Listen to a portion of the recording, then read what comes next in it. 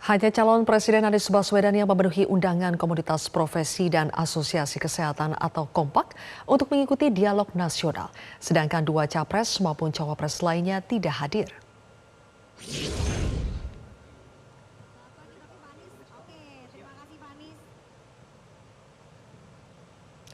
Di tengah agenda kampanye di Sorong, Papua Barat, Anies Baswedan menyempatkan diri bergabung via Zoom dalam dialog nasional topik kesehatan yang diadakan komunitas profesi dan asosiasi kesehatan atau Kompak, termasuk Ikatan Dokter Indonesia di dalamnya.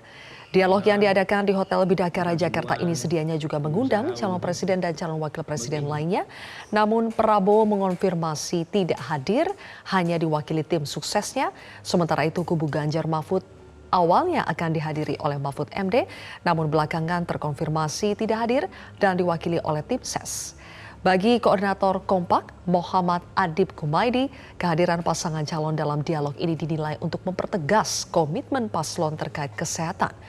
Dalam dialog ini, Anies menyatakan komitmennya di sektor kesehatan dengan bersinergi bersama dengan komunitas profesi dan asosiasi kesehatan, sehingga keputusan diambil berdasarkan rujukan ilmu dari para ahli. Anies juga menyatakan komitmennya terhadap kesejahteraan tenaga kesehatan. Untuk semuanya. Sekali lagi di dalam forum dialog nasional ini adalah sebagai satu upaya membangun komunikasi dan saling pengertian yang tinggi tentang program pembangunan di bidang kesehatan antara komunitas kesehatan dengan para calon presiden dan calon wakil presiden.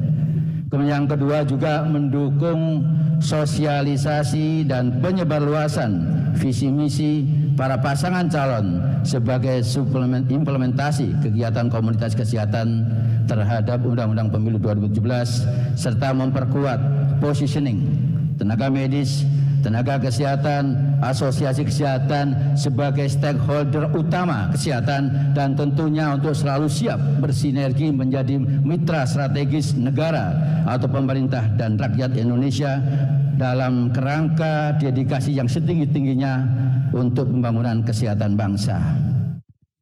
Membuat keputusan itu bukan dimulai dengan regulasi dulu.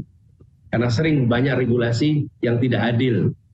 Regulasi yang mungkin tak masuk akal, regulasi yang mungkin tidak sesuai dengan kondisi objektif.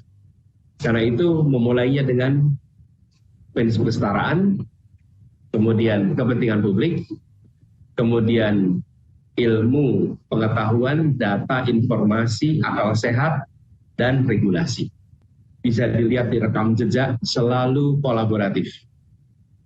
Peristiwa pandemi 2020 adalah peristiwa yang membuat kita semua di dunia pengambilan keputusan dipaparkan pada kondisi siapa yang mempercayai ilmu pengetahuan, siapa yang mempercayai pendekatan keilmuan, pendekatan objektivitas, dan siapa yang tidak menggunakan ilmu, yang tidak menggunakan rujukan ahli dalam mengambil keputusan. Fenomena ini bukan hanya dialami Indonesia, seluruh dunia. Policy maker seluruh dunia dikonfrontasikan dengan kenyataan. Dan kita menemukan banyak pengambil keputusan tidak menggunakan ilmu pengetahuan, tidak menggunakan rujukan para ahli, dan mengambil keputusan dalam kegelapan tanpa rujukan ilmu. Nah, ini yang kami ingin tawarkan kepada semua. Bahwa Indonesia ke depan adalah Indonesia yang keputusan-keputusannya diambil dengan 4 prinsip ini.